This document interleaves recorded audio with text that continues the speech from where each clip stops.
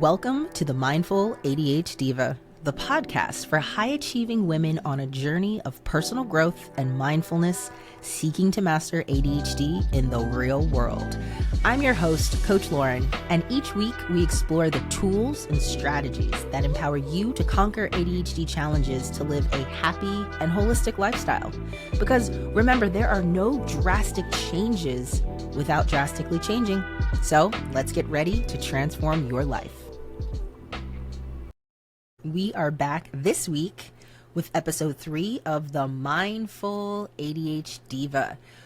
Well, last week we touched on setting boundaries, and that is going to forever be a lifelong journey. You need to know how to set boundaries with yourself. That's probably the most important relationship in which you need to know how to set boundaries, because that teaches other people to know how to treat you.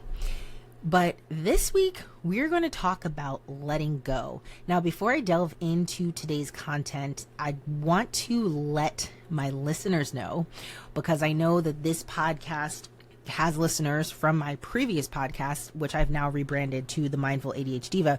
You can actually watch these episodes on my YouTube channel. So there is a Mindful ADHDiva YouTube channel where you can actually watch me. It's a vodcast. So if you really want to get to know me a little bit better, see my emotions, my facial expressions, all of the excitement here behind the mic, be sure to subscribe to the Mindful ADHDiva YouTube channel. And I drop episodes every Tuesday at 5 a.m. So those of you who are listening, you already know what my voice sounds like. So today I really want to open up with a question. I always open up the episodes with questions.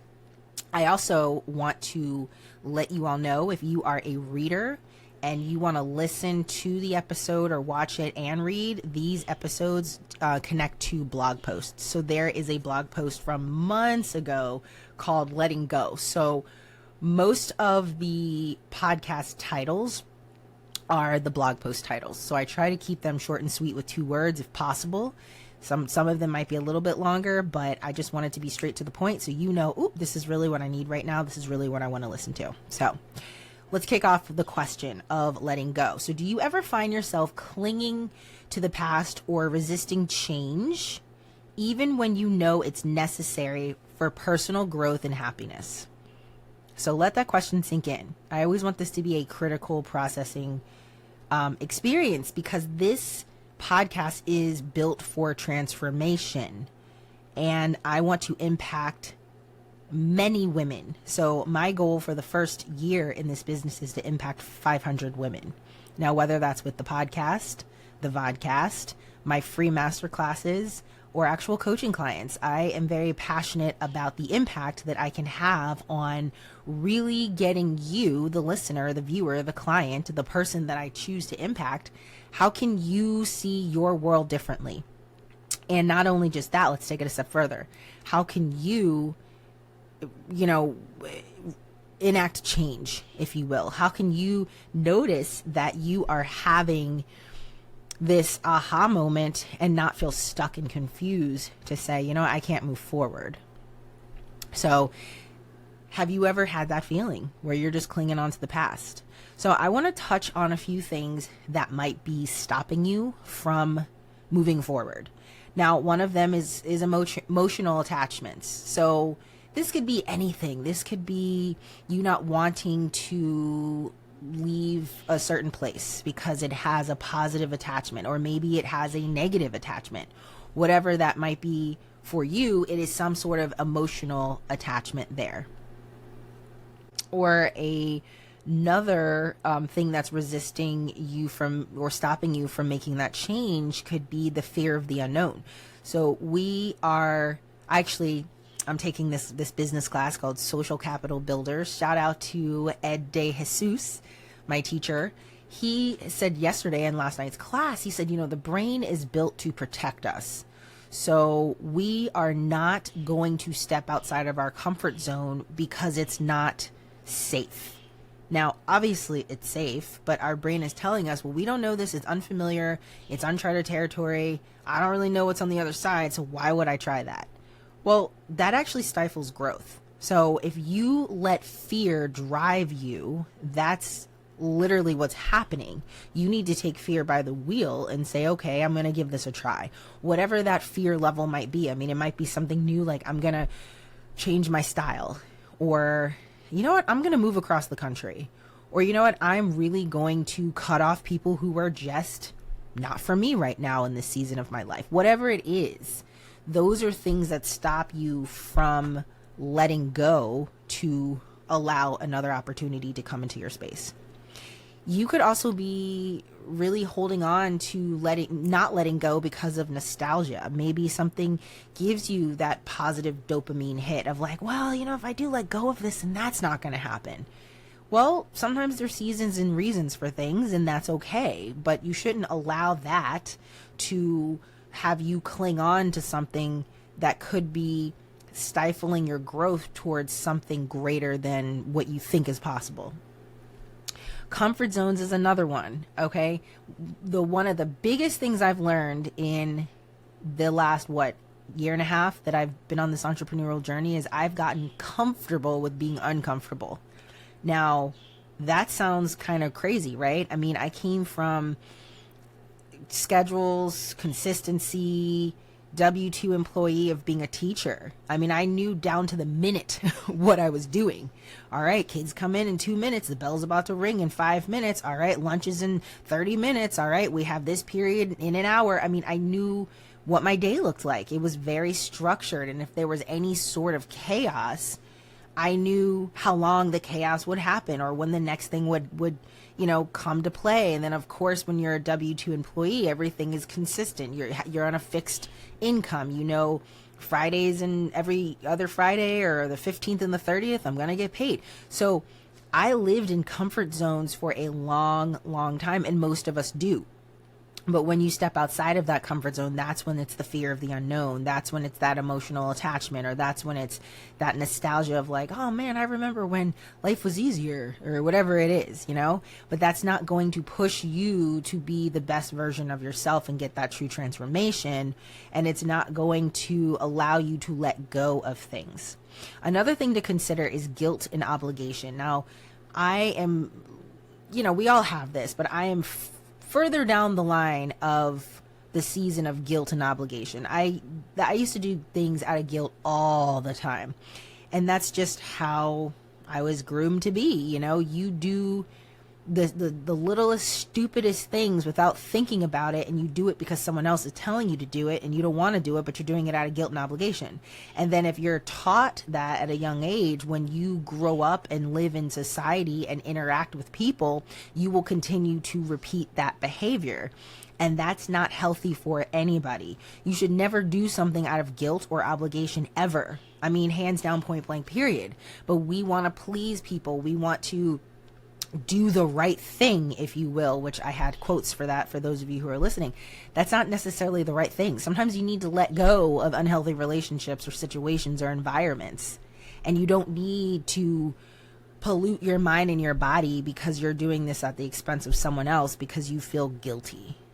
So, one big thing for me with letting go, because there are several things in my life where I've had to let go and it was hard. But one of the biggest things was my other business. Now, I still have it, but it is just not something I am nurturing anymore, because if there's something I learned about that journey, it was truly understanding that if I have to work 15 times harder than I think I'm supposed to work and I'm still not succeeding, and I've been at this game for a year and change and I'm not seeing progress, I need to let it go. And that's essentially what was happening. It was not aligning with who I was. Well, let me say this. It was not aligning with who I'm supposed to be.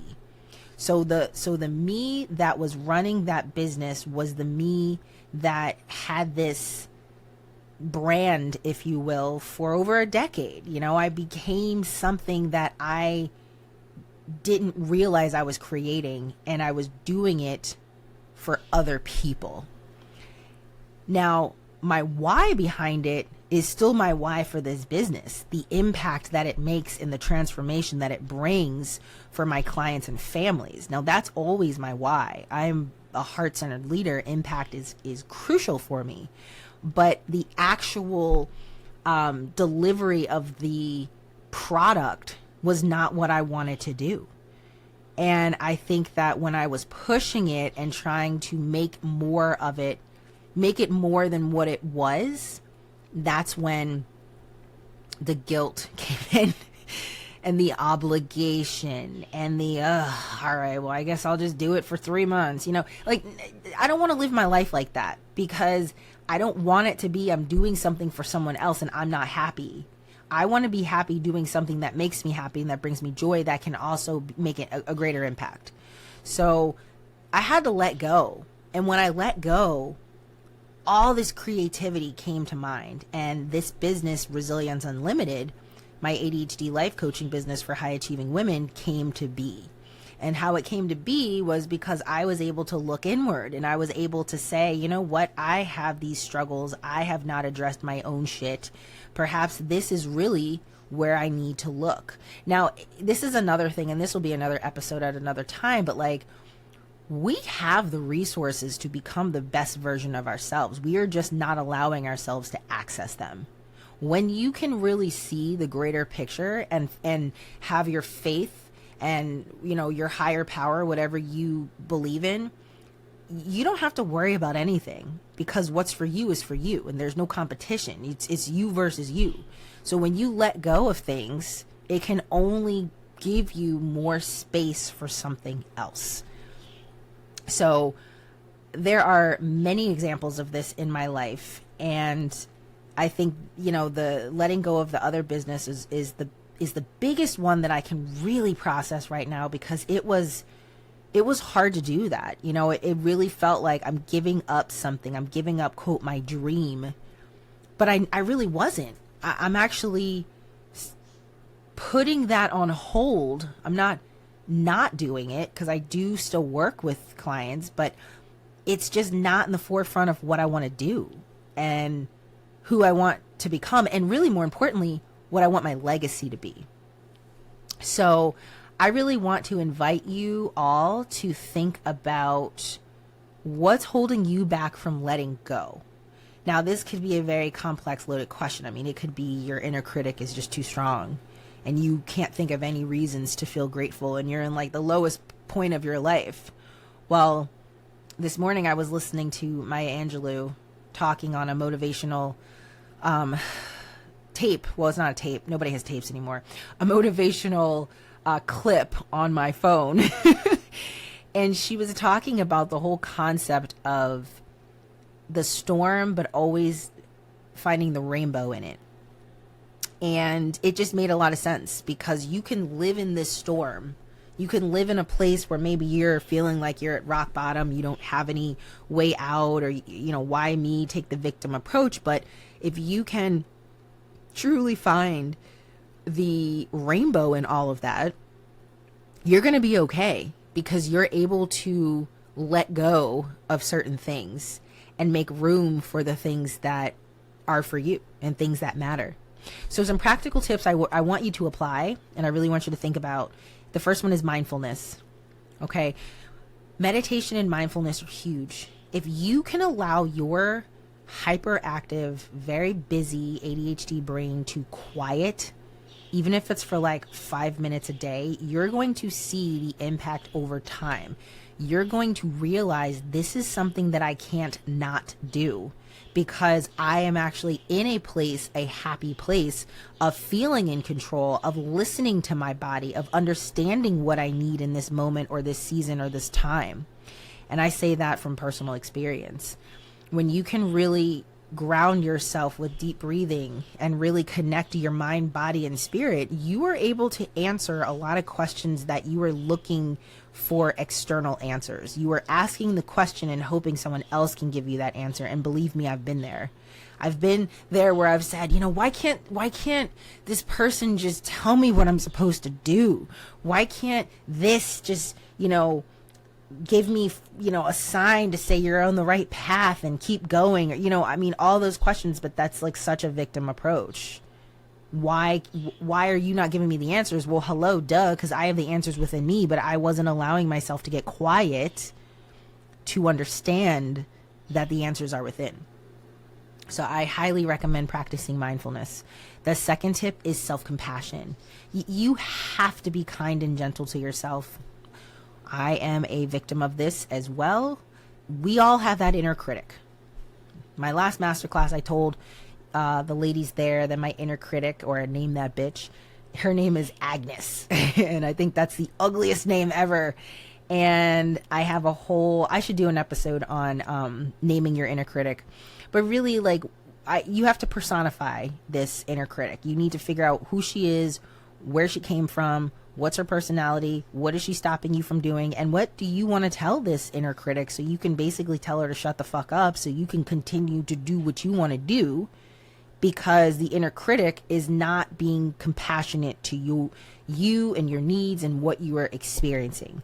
So we want to completely avoid that self-criticism and the self-blame. Those are cognitive distortions. Now, I'm not saying these aren't going to happen. Of course they're going to happen, but it just depends on, do you have boundaries around how long you're allowing that to happen? A thought is just that. When you have the thought, then you attach your emotion. When you attach that emotion, then that emotion becomes your reality. And then when that becomes your reality, all of a sudden you're 2, 3, 4, 5, 6 days, weeks, months into depression, or being a victim, or nothing goes my way. And then your personality starting to change, and then you're negative, and then no one wants to be around you. I mean, the domino effect is real.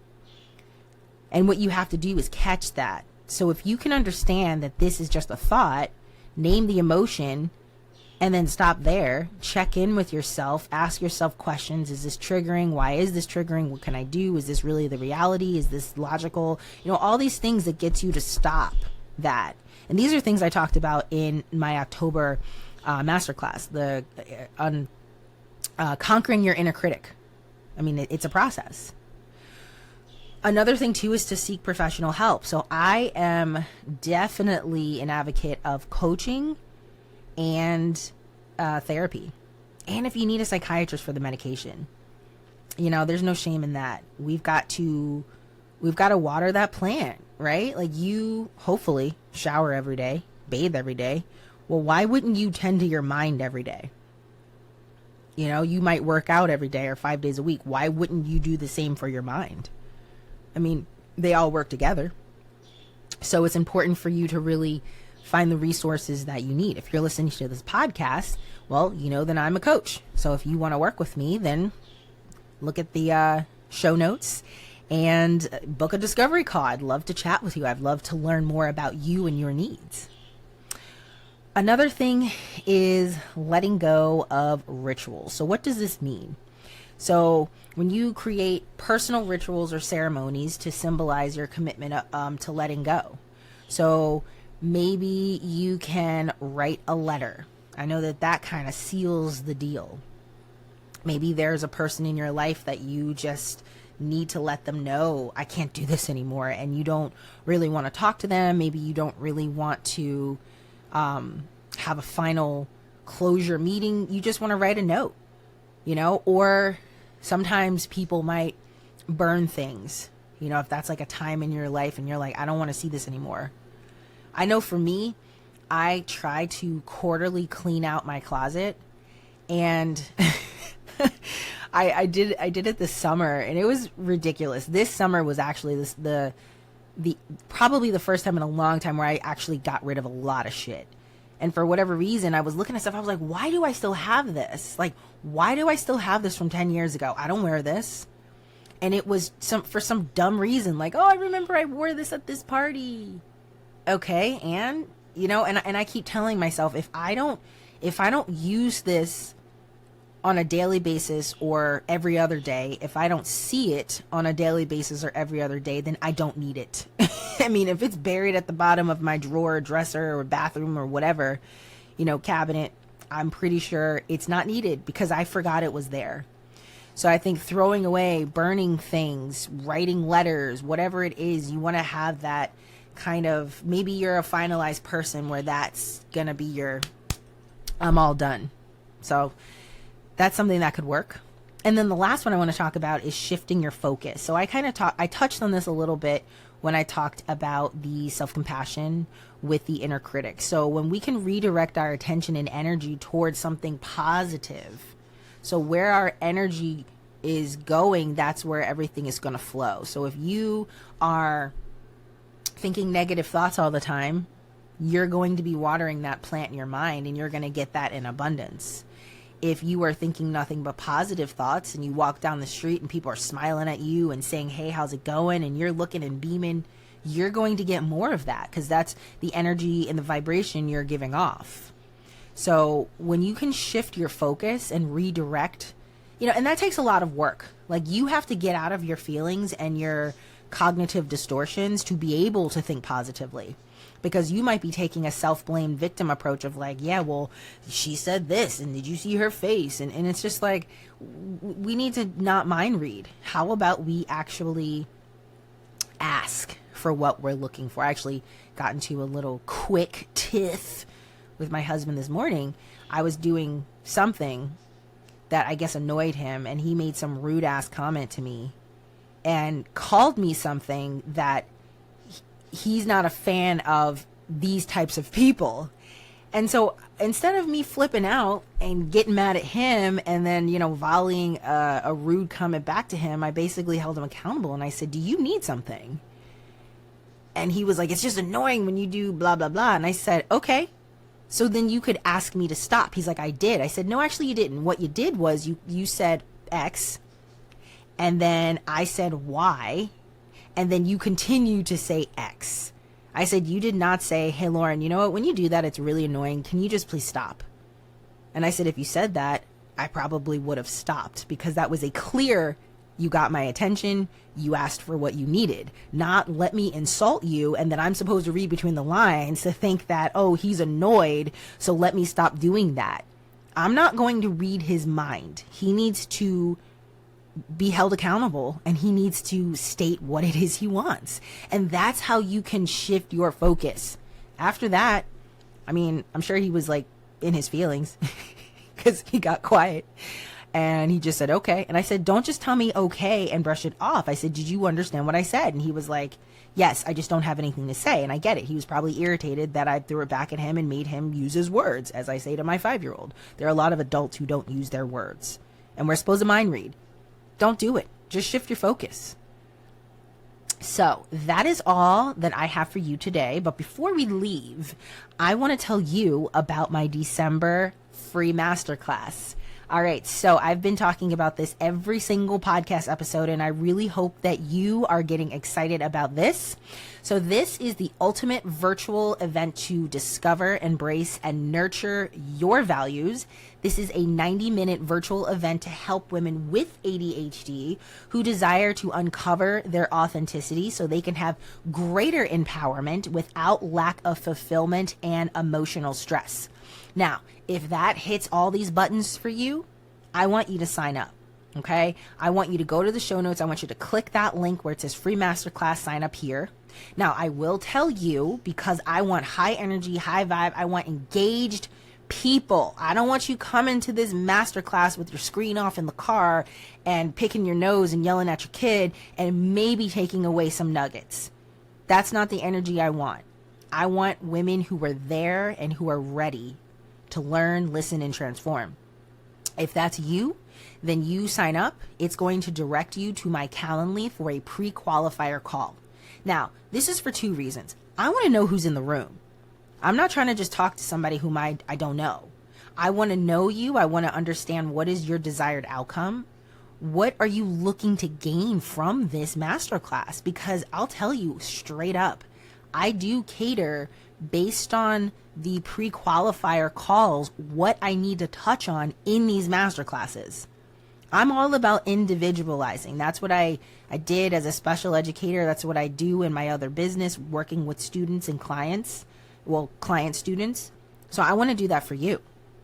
I want you to come to this event feeling excited, feeling excited to learn. I create workbooks based on these masterclasses. So the last masterclass, we did cognitive distortions, and I created a 54-page workbook, and it walked through all the cognitive distortions. It walked through journal prompts that you can do on your own, and also it had scenario practicing. So, here's this cognitive distortion. Here's an example. What would you do to challenge it? What would you do to shift your mindset? So it really gets you thinking. So I'm not just giving you crap for you to, again, show up and be in your car and not have your screen on. So if this interests you, I want you to click the link. I want you to sign up. I want you to take 15 minutes out of your day. 15 minutes is nothing if this is important to you. So with that being said, I want you all to have a fabulous week. And next week, we're going to touch on toxic relationships. See you then.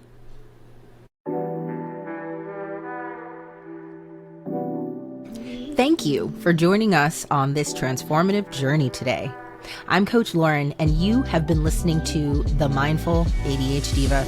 Stay mindful, stay focused, and together continue to elevate our ADHD game. And remember, there are no drastic changes without drastically changing. I'll see you next week, divas.